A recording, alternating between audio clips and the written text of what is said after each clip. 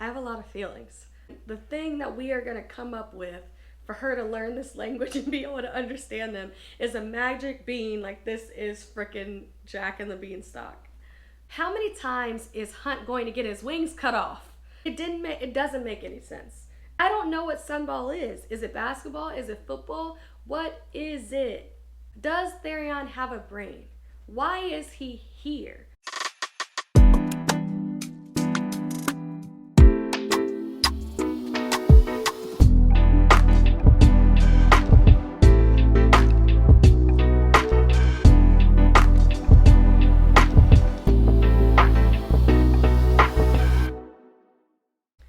Hey YouTube, welcome back to the couch.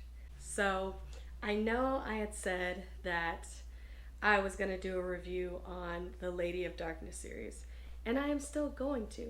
And I really didn't want to do a review on the House of Flame and Shadow, the third book in the Crescent City series, because I feel like there's so many Sarah J. Maas fans out there and so many people doing reviews and recaps of these books, but after reading it, I have a lot of feelings. So I had to do it.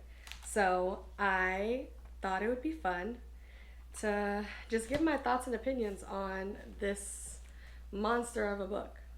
So let's get into it. In preparation for this book, for The House of Flame and Shadow, I went back and reread basically the whole Massverse except for the Throne of Glass series. I went back and reread ACOTAR, read Crescent City 1 and Crescent City 2, so that I could be on point and be prepared for what has been hyped as this multi-series, multiverse crossover. And I will say, if I can be honest with y'all, which I feel like I can, that I was highly disappointed with this book. I ended up giving it a 3.75 out of 5. And if I can be honest, the 0.75 is solely dedicated to the Night Court. And the time that we got with some of our besties from the Night Court. Without the Night Court, I'd have to give this a 3 out of 5. So I tabbed and took this, but I think I'm going to go off the notes of my phone because I don't want to be looking around and trying to figure out exactly what part of why I tabbed it. A lot of it is just connections and things like that. But I took some detailed notes on my phone. So let's get into what happened, my feelings, and why I gave it a 3.75 out of 5. We started out great. So I had read Sarah had released the prologue and the first chapter, and it really drew me in. I remember reading it before the book came out, and I was fiending for the book. I was like, the prologue and first chapter, I thought the whole book was going to be like that, and I was so excited. So we start off with what's happening with Rune and Baxian and Hunt. And Lydia, we're in Lydia's point of view because now we know that she's Day and we know that she's a good guy, and it's just her point of view while she's still pretending to be the Hind, and we're seeing the aftermath of them really fucking shit up. In the Glass Palace and with the Asteri, and them trying to figure out what happened to Bryce. And so then we go to our favorite place. We're with Bryce in the Night Court, and it is only Rhys and Amren who can understand what Bryce is saying. And I really appreciated, I know a lot of people hate that Rhys was so imposing and scary, and people were saying that they didn't like that the Night Court was so unwelcoming and weren't friendly. Honestly, I am fine with it. Stranger danger. They didn't know who this woman was, and she just shows up on their front yard with truth tellers match, right? And so for me, I appreciated the distrust from the beginning because that's how I would have been too. I'm not trusting some random person off jump. And I honestly don't think that their attitude or the way that they treated her was too bad, right? Reese was like, I'm not going to go into her brain. I'm not going to read her thoughts if she doesn't want me to.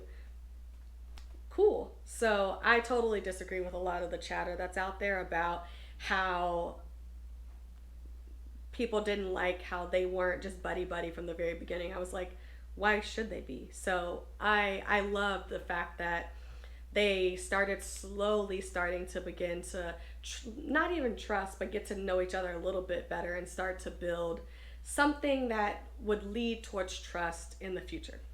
And so they are trying to communicate, and obviously they're having these issues with the language barrier. Now this is the first place where I'm like, what WTF, Sarah? And so in order for Bryce to be able to understand and speak their language, Reese goes back into the house and comes back with this magic bean, this like silver bean. And I'm like, really? Really? We have word marks, we have magical trove objects, we have blood magic, we have all of these different things and spells, and the thing that we are going to come up with for her to learn this language and be able to understand them is a magic bean. Like, this is freaking Jack and the Beanstalk. Please stop it. So finally they're able to communicate, and they put Bryce down in the dungeon in the cellar. And Bryce being Bryce, that she hasn't told them that she can winnow or teleport, and so of course she does. Right out of the dungeon. But the night court being the night court, they're prepared, and Nesta is there to meet her and follow her. And so a lot of the beginning of the book, we are bouncing back and forth between different points of view. So then we go to the dungeons where Rune, Baxian, and Hunt are being tortured. I honestly could have dealt without some of the gratuitous, what felt like violence against them. And there was a lot of vivid imagery, and I am a very imaginative reader, so I did not want to picture some of the things happening to them. Like, she details how all of Rune's piercings have been like ripped out, and again, like, how many times is Hunt going to get his wings cut off? This is what, the third time now? So Hunt and Baxian get their wings cut off, and it's just like, oh God, like, again, they got bloody stumps. Like, it's a lot going on. And so after we, are brought down by all of the terrible things happening in the dungeon, we go to this, what I'm going to call the merry band of fools, because not a single one of them has a brain. So we're with Flynn and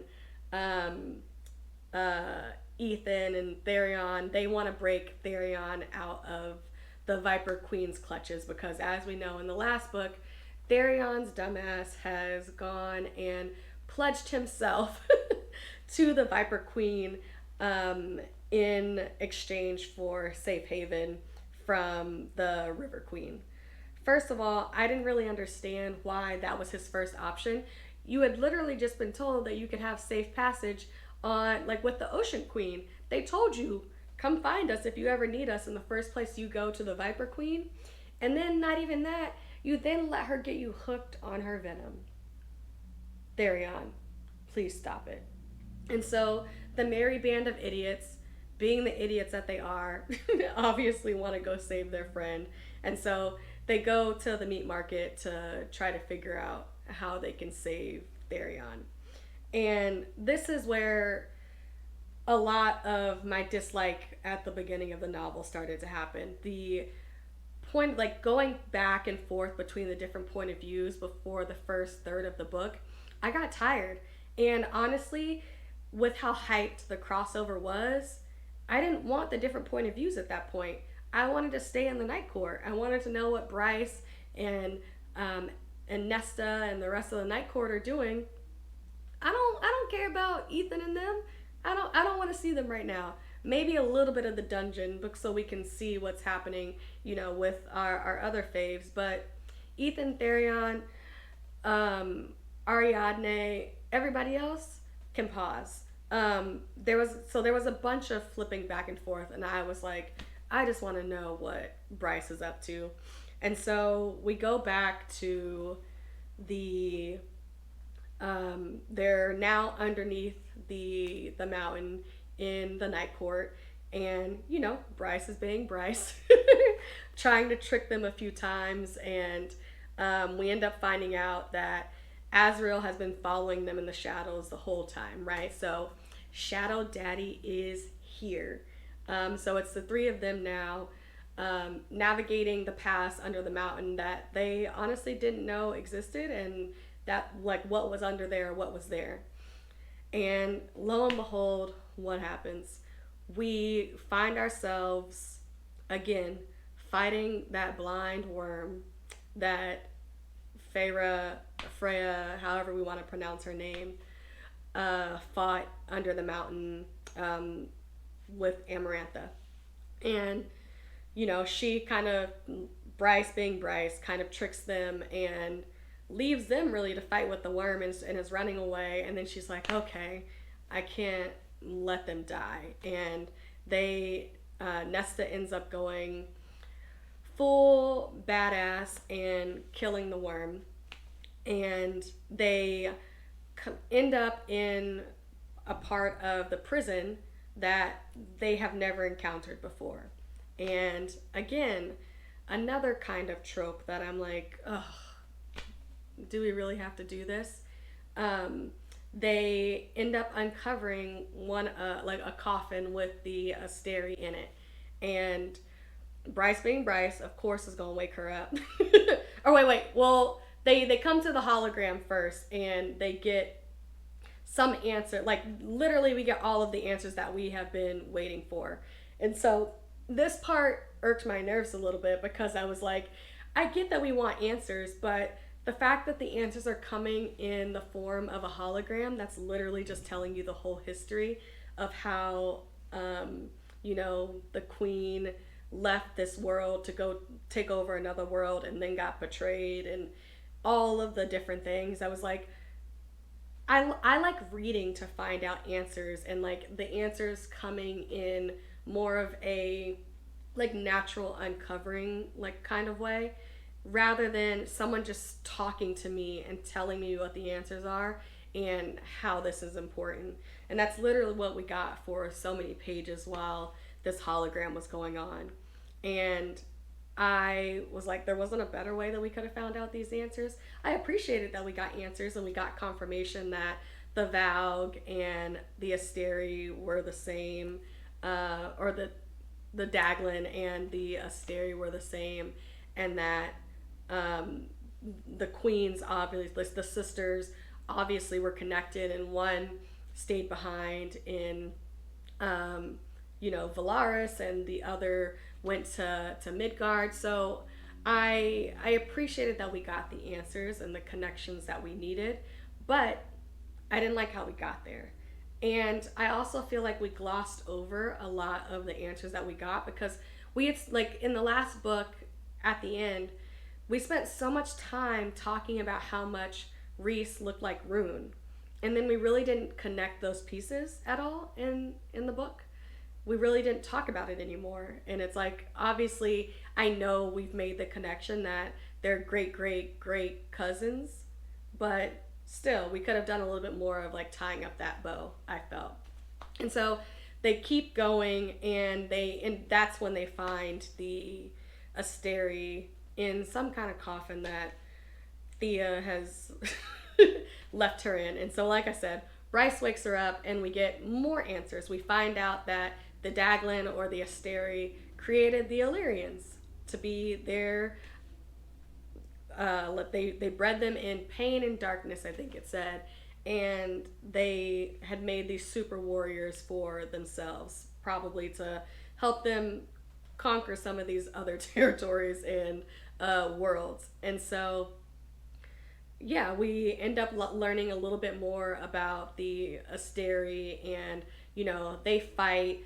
Bryce tries to figure out, like, oh, if I bring Truth Teller and the Star Sword together, will this kill the Asteri? And it doesn't work, and it ends up being Nesta that ends up killing the Sisteri. And Bryce is pissed because she's like, I wanted more answers. I wanted to figure out how we could actually kill her. So, based on some of the answers they get, Bryce ends up being able to create a portal to go back to her own world and leaves Nesta and Azriel pissed because she also takes Truth Teller, Azriel's dagger. So before we get too far with Bryce and what's happening with her, we'll go back to what is happening at the meat market. So they end up, Sabine tries to corner them and kill Sigrid, and they end up maiming Sabine. So they have to hide in the meat market because they're afraid all the wolves and everybody else is going to come after them for trying to kill Sabine. Unfortunately, Sabine does not die at this time. And so, for providing them safe haven and to frickin' save Therion, Ethan makes an agreement with the Viper Queen that he will fight whoever she puts in front of him for their freedom. It's a fight to the death. And so Ethan agrees, thinking that he's probably going to end up fighting Ariadne, the dragon. She finally gets a few sentences about her after her disappearance in the last book. And so Therion goes and speaks to Ariadne and basically is telling her, you know you're gonna kill Ethan, right? Like, how does he stand up against a dragon? And so Ariadne, showing that she has somewhat of a heart, decides to take another assignment from the Viper Queen, and we find out that now Ethan has to fight Sigrid, the Fender heir that he just did all of this work to frickin' save.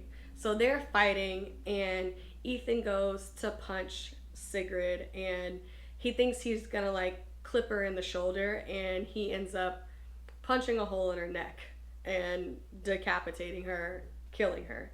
So I'm like, what was the purpose? Why did we need to find this Fender heir? Why was she important for her just to die in the first half of the new book? It doesn't make any sense. And even as we get to the culmination of the book. So I'm hoping that there's some sort of explanation that happens further on. And so Viper Queen is like, okay, guess y'all can go. And at that time, they are also visited by Lydia, who's like, guess what, stupid group of morons. I'm about to single-handedly try to get Rune, Baxian, and Hunt out of the dungeons. So y'all show up by XYZ time. Just be prepared to help get them out. And so Lydia is doing her thing and is secretly liaising with other people in the dungeons and one of the queens of the sprites, and is setting all of the wheels in motion so that they can escape. Long story short, they escape. And they all end up, Lydia has more of those stones that she had in the second book that call as a beacon to the ships that the Ocean Queen runs. And so the ship comes and picks everybody up. Meanwhile, Lydia, while everyone's trying to escape, Lydia sacrifices herself in order to save Hunt and Rune and Baxian. And so Rune is like, Therion, you gotta save her. He's the only one that can go into the water and save Lydia and have a chance of bringing her back to the ship. So they save Lydia. They all end up back in the ship. And this then just becomes convoluted, and I'm like, what is happening right now? So they're all saved. Lydia wakes up and starts running and goes to a classroom, and then we find out that Lydia got 2 kids, bro.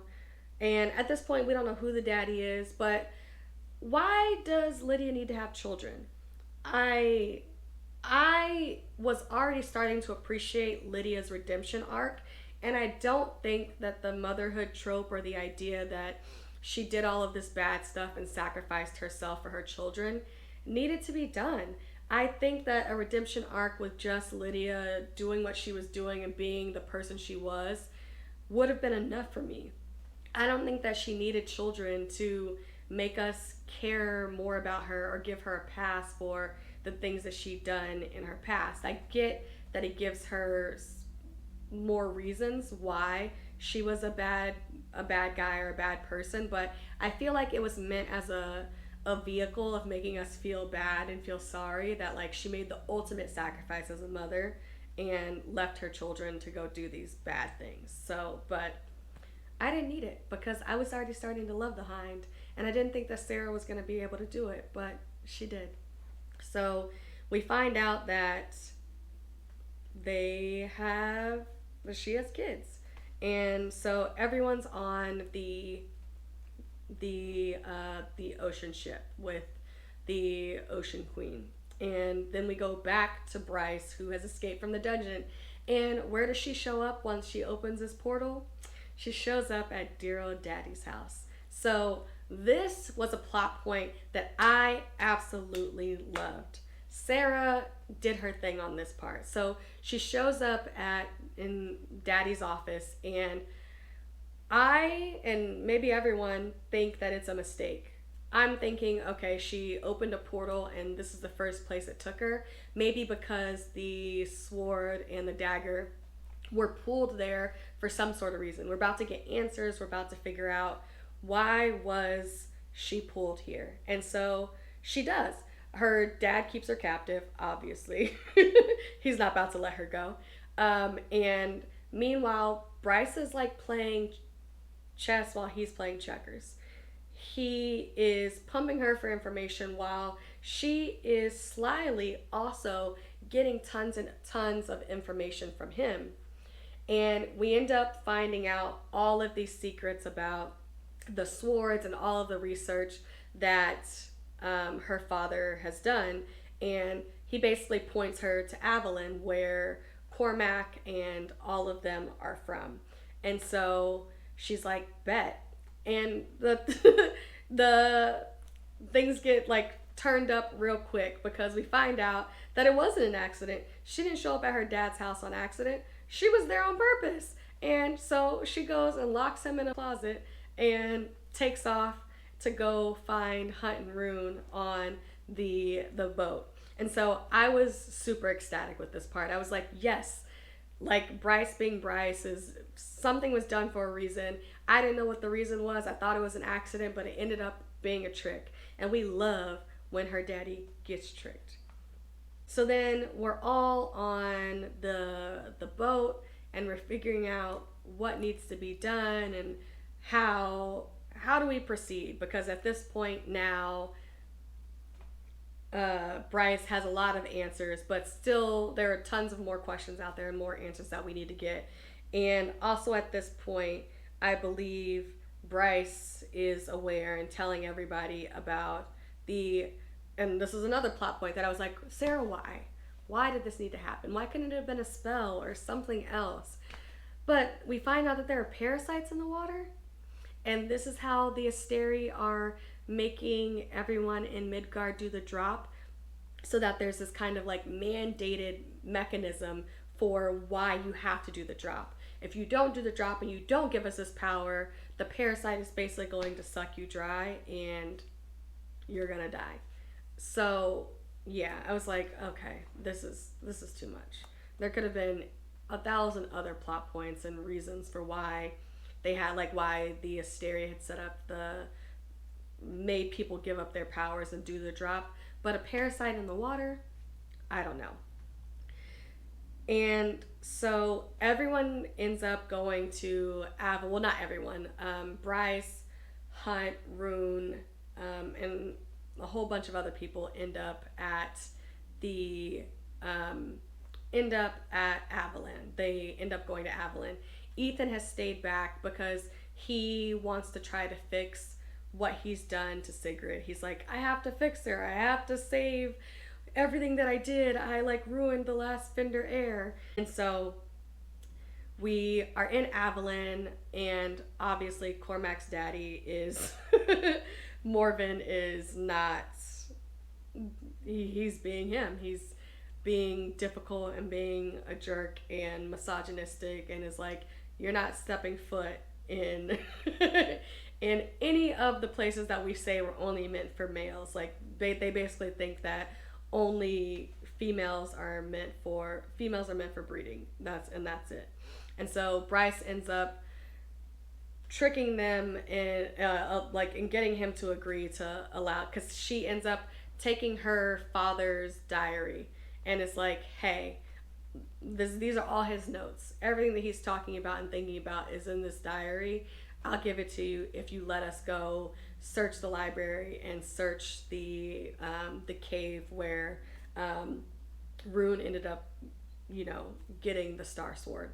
So they are allowed to go do those things, but whole time it really is a trap. And Morven goes and releases Einar, who's Rune and Bryce's dad, and they try to kill them. But they're not prepared for how badass Bryce is, and that her and Rune are just tired of it all. So they end up killing their dad and their uncle underneath the mountain and finding the answers basically that they need to kill the Asteri and save the world.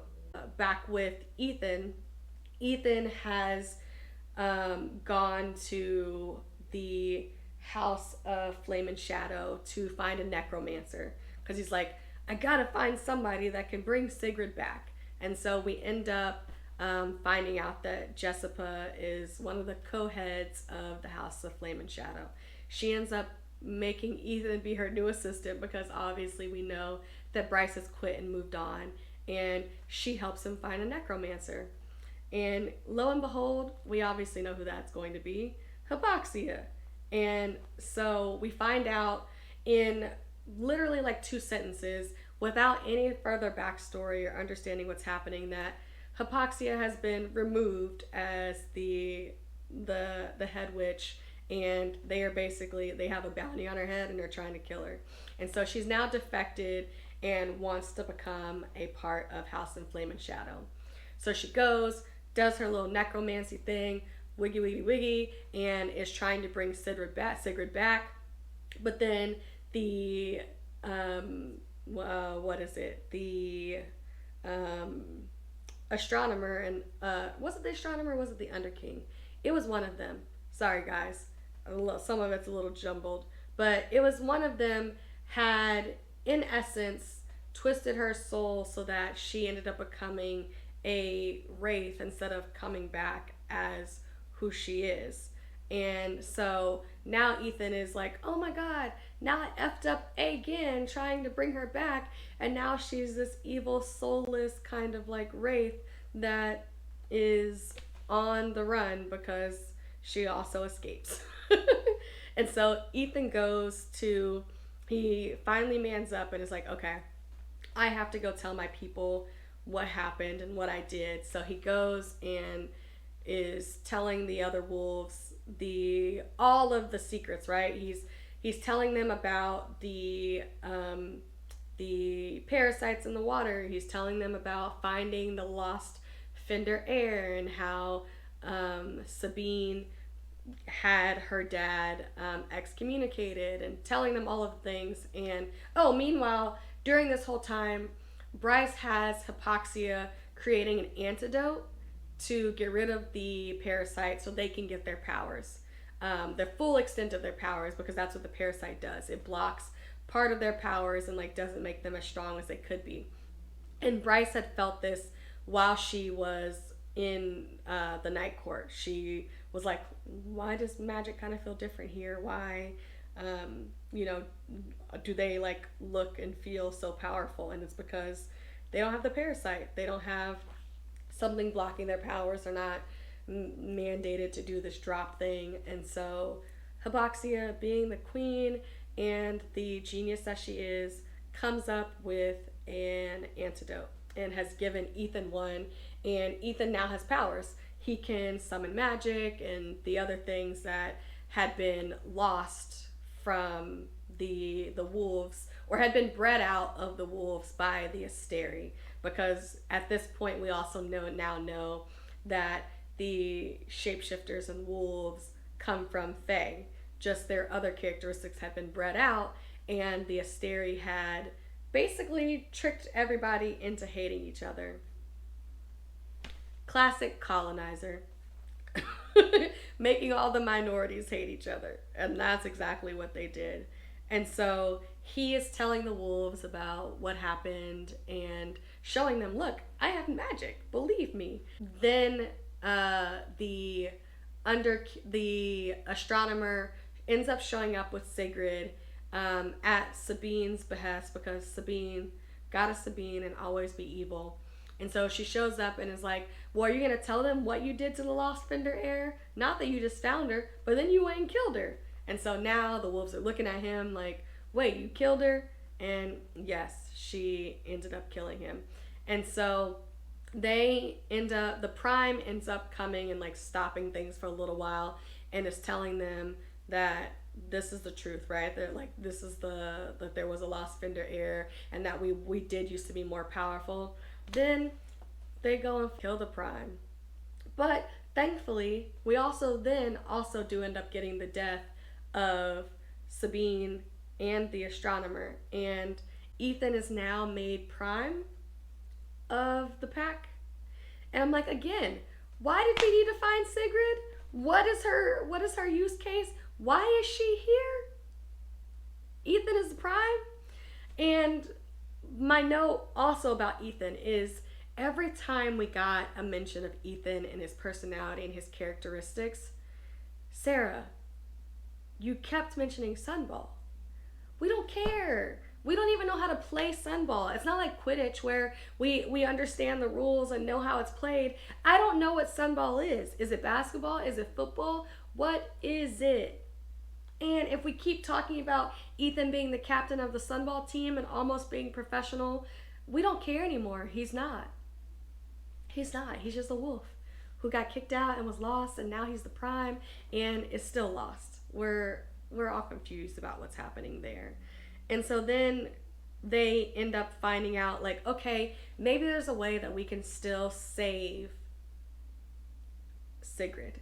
And Hypoxia is like, but I need electricity. I need some kind of, well, this was before that. This is before Sigrid has killed all of them. Sorry, I'm a little bit out of order. Things are just like in my brain, and I'm remembering them as they happen. And so sorry for the things that are out of order and the names or the places that I don't remember, because I wasn't expecting to do this video, guys. But there was this moment where they were like, oh, we need a Thunderbird so that we can get the electricity and fire to the thunder to basically like bring Sigrid back to herself and not the evil version that she is. And so they're like, where is Sophie's body, the Thunderbird, right, from the last book? Guess where it is? It's on freaking Avalon, where everybody else is. What is the coincidence? How coincidental is that? And why is Sophie's body there? The last we had heard and the last we knew, it was on the boat with the Ocean Queen. And so, speaking of the Ocean Queen, 2 points there. One, Therion ends up promising the Ocean Queen that he gonna stay on the boat and he basically will do her bidding. What does he do again? He breaks a promise and jumps off the boat and goes with them to Avalon. Does Therion have a brain? Why is he here? All he does is make messes that he does not clean up, and everybody else has to fix all of his problems for him. 2, we spend all of this time in the water with the River Queen and the Ocean Queen, and nobody is talking about Victoria in that box at the bottom of the ocean, losing her mind.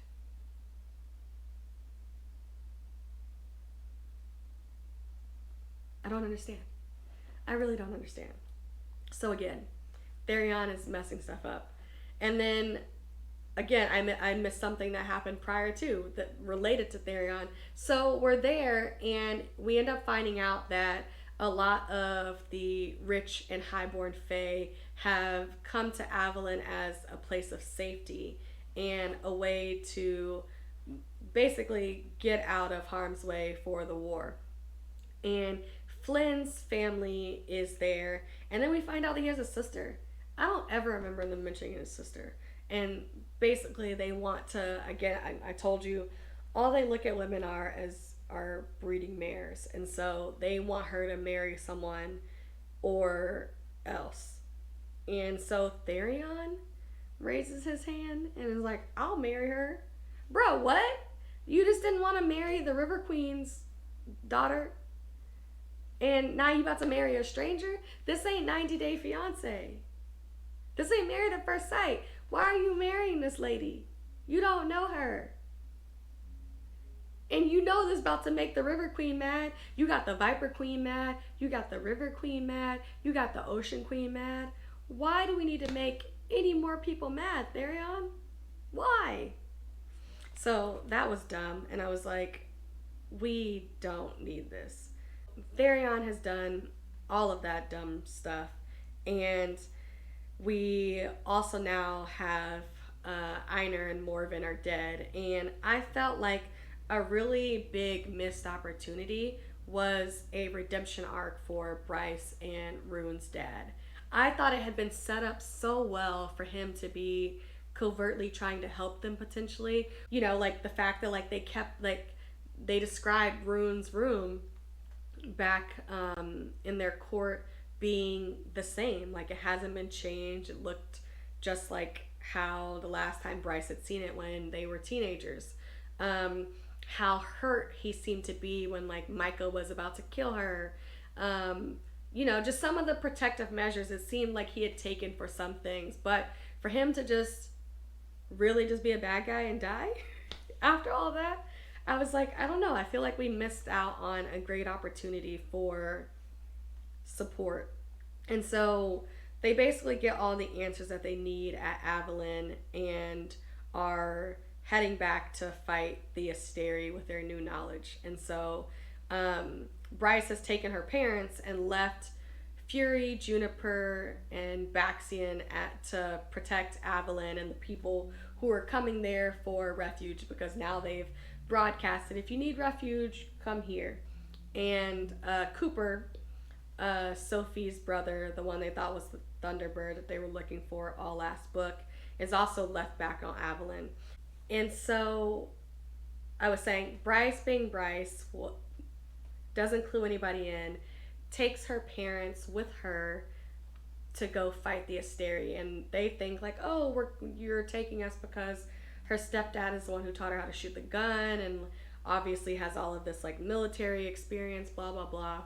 But Bryce had a whole different plan. She was opening up a portal back to the night court and ends up showing up in Nesta's dining room, living room, and is like, Nesta, I need the mask. I need to be able to kill the Asteri. Me doing this is going to protect your land. Please just give it to me.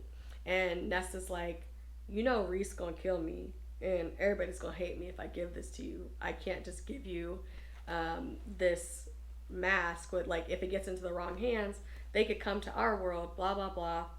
And in essence, Bryce is like, okay, even if you don't give me the mask, will you please take my parents?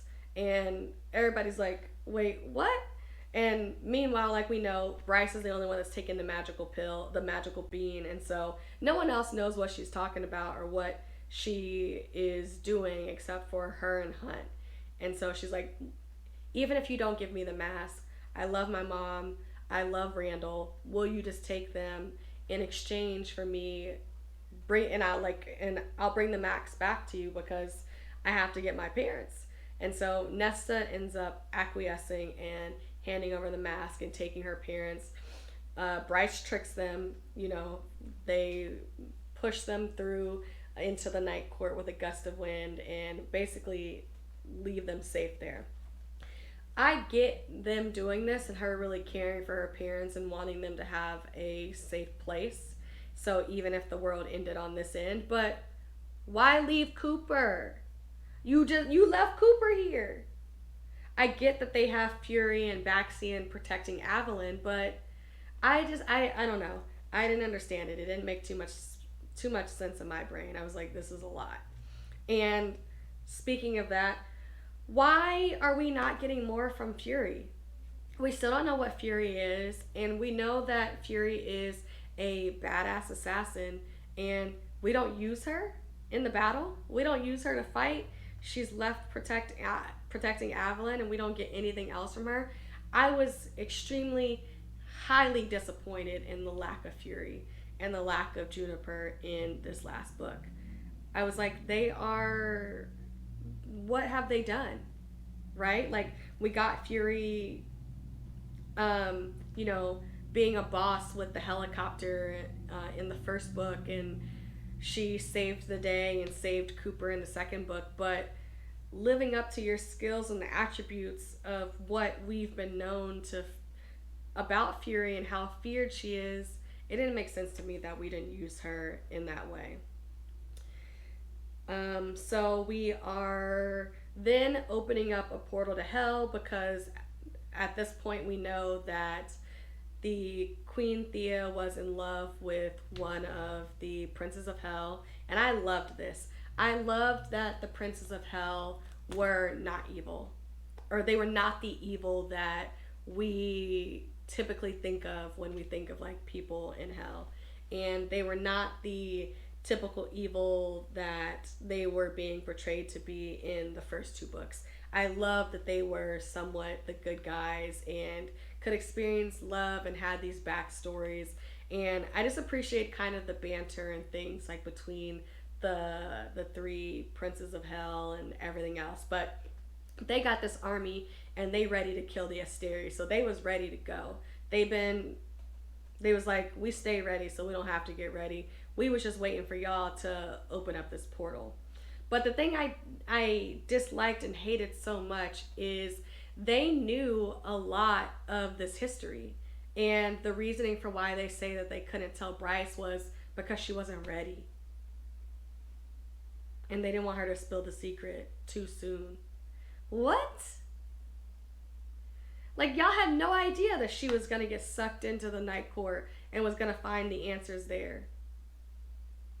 So how did you think she was going to find out if y'all wasn't going to tell her? And when was she going to be ready? I'm confused.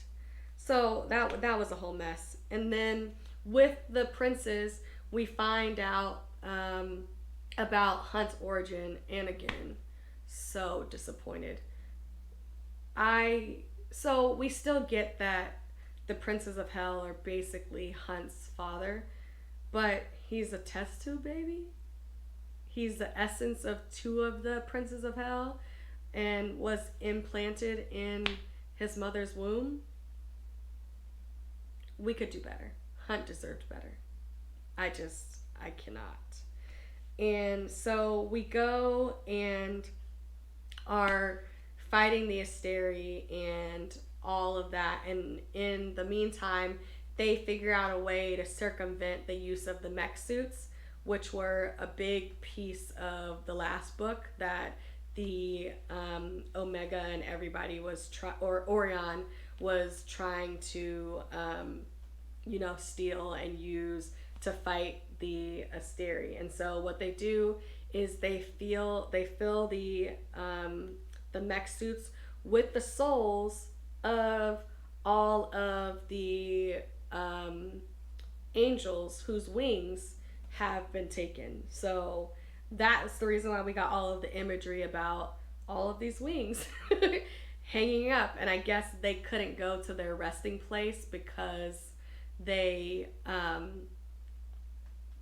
their wings aren't with them. And so they put the souls of the angels into these mech suits, and now all of these angels from the original rebellion that Hunt was responsible for have this opportunity to finally get their rebellion and finally get rid of the Asteri and everyone else. What else? Things are coming back to me again. I told you guys I didn't plan on reviewing this, so everything's not in chronological order and not the most buttoned up. But another piece that we get, Ethan is so freaking concerned about his brother Connor and the pack of devils, and he's like, I gotta speak to Connor. I gotta speak to Connor. The world is ending, Ethan. Connor is gone. But lo and behold, it's so important to him. So he's like, Hypoxia, come with me and let's go talk to the Underking and get him to, you know, freaking let me see my brother. And so he does let him see Connor, and Connor ends up giving Ethan a magical bullet. And so we find out that there is no grand afterlife. What the Asteri are doing, they're taking your first light from when you do the drop, and then they're also taking your second light and taking your last light when you die. Eventually, once you cross that bridge, that power gets sucked back and is used again for the Asteri. So again, powering more of the Asteri, and there's no happy ever after. And so Connor and the pack of devils and everyone else has, in essence, given up their second light and put it in a bullet that they want to give to Bryce to use to kill the Asteri with the Godslayer rifle that we know Jessica has and that Bryce used to kill Micah in the first book. So I was like, oh, this is so convoluted. This is so much. Like, I don't know why this is necessary. And meanwhile, while we're there, Hypoxia goes and kills the Underking, and now Jessica's like, tricked you, you killed him, now you gotta lead the House of Flame and Shadow. I can't make it up. I can't. So now she's this big bad leader of the House of Flame and Shadow, and obviously now everyone's taking these antidotes, and so they have their full extensive powers, and Hypoxia is just even better than she was. She deserves so much more, by the way. It's like her storyline and the way that she's been utilized throughout these books has been atrocious.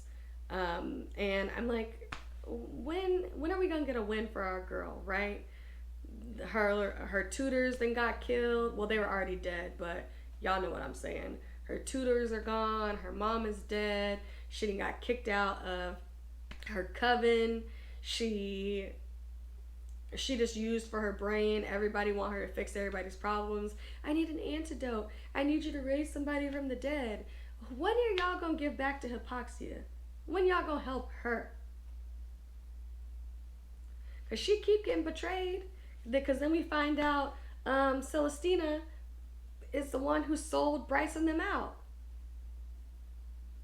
So of course they have to end their relationship because Hypoxia is like, I'm not a traitor. Snitches get stitches. So, okay, we're back to fighting the Asteri. We got the rifle, and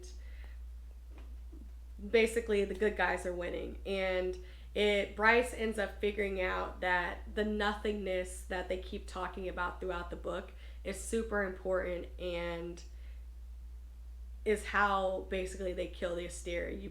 How do you kill something that feeds off of something? You put them in a place where there's nothing they can feed off, and there's this nothingness.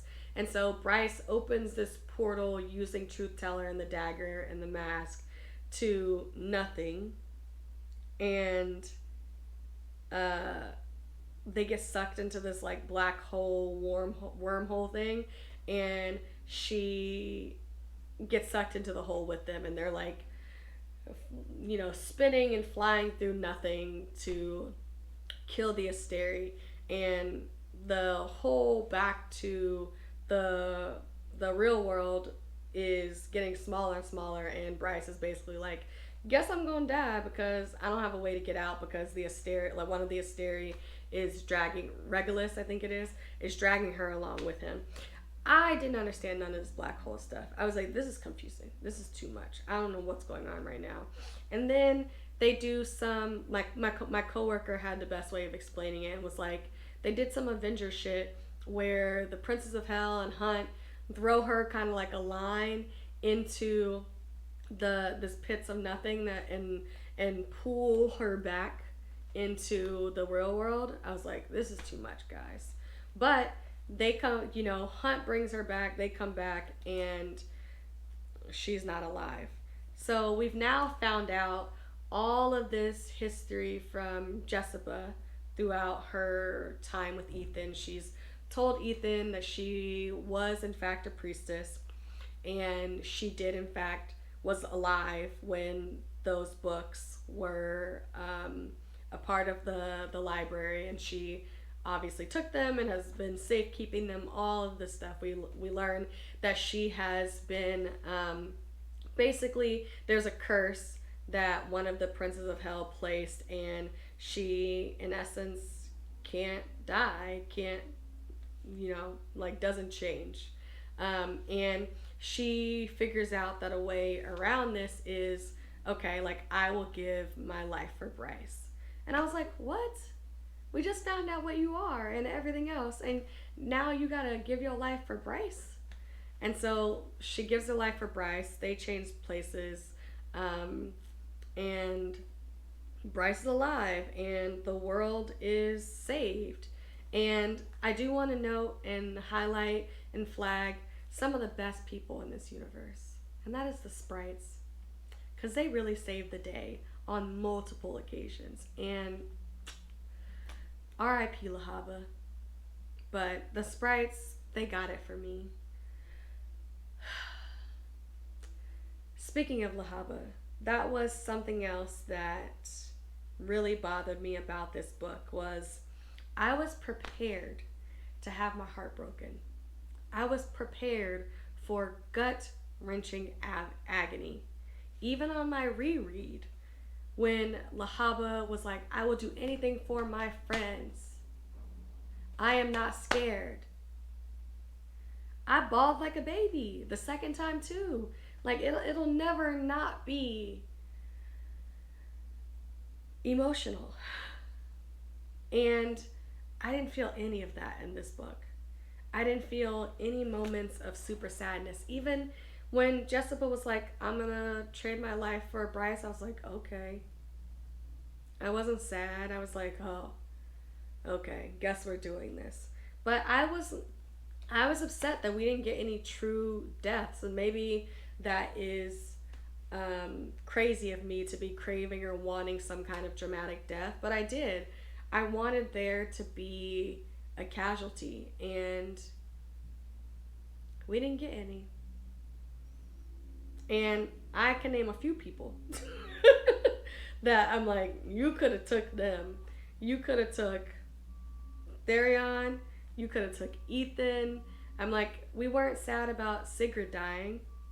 What? And then Ariadne, the dragon, she back in the wind. We don't know what is happening with her. Yeah, I don't understand.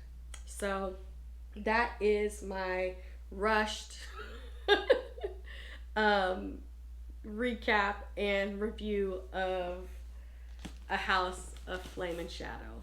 Obviously, there's still a lot of questions that have to be answered, because we know from the bonus chapters that they're now having to ration the use of First Light, because that's how they power a lot of their technology and electricity and all of those things. So we find out in those bonus chapters that they are conserving that because it's unstable now. We don't have the Asteri, we don't have, this this method and system of people dropping First Light and their Second Light when they die back into the grid, the power grid, I'll call it.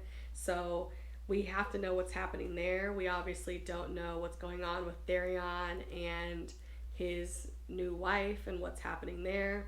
Ethan is now the Prime. We don't know what's happening. Hypoxia is now the leader of the House of Flame and Shadow.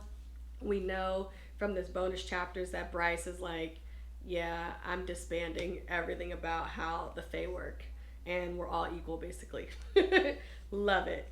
And yeah, I will say that I did really, really enjoy some of the bonus chapters.